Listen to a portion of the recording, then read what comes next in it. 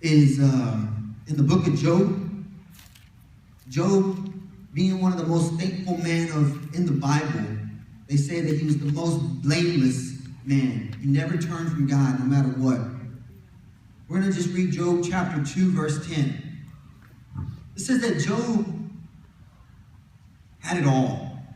He had it all. He had all the cattle. He had children. He had everything. Job had it all.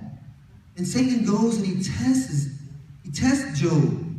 He wanted to show God that Job would turn away from him, but Job never turned away from God.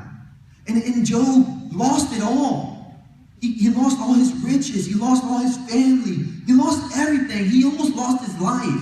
But laying in that bed, while his wife told him to curse God, he said in verse 10, chapter 2, verse 10, he said, "You are talking like a foolish woman. Shall we accept good from God and not in trouble?" Amen. And all this, Job did not sin from God.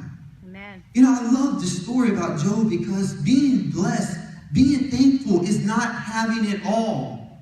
It's not needing anything but God. Amen. Job realized, I would rather die than to not have God.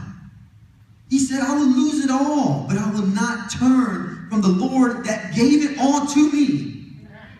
While he laid there with nothing, he showed true faithfulness. He showed in that verse true thankfulness.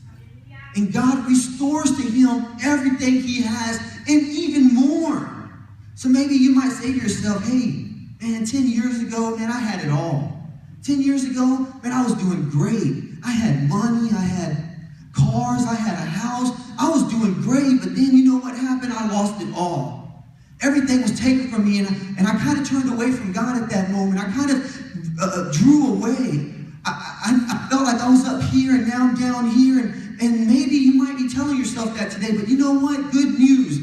God can restore what Satan takes away. Amen. See, God can give you back even more than what Satan has taken from you. So great news, guys. Don't lose hope, because God is just testing your faithfulness. God is just checking to make sure that you are a thankful man and woman. That is what God is asking from each and every one of us today. He's saying, hey, are you thankful?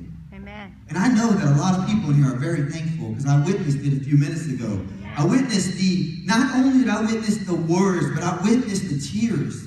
I witnessed the heartbreak. I witnessed the love. You know when someone is speaking and they're saying, oh, you know, I thank God for this, I thank God for that. But then you know when someone is saying, Lord, I thank you. Amen. You can feel the difference. You get chills. You get all types of feeling inside your arms and your body, and you know that this person is thankful. Amen. And then you look at this person and you say, why are they thankful? Their life is terrible, but they don't care. They're a lot like Mary. They're a lot like Job. They lost it all, but they don't give up. They're going to continue to thank God because they've come to realize that God is a God of restoration. Amen. He's a God that can restore what has been taken from you.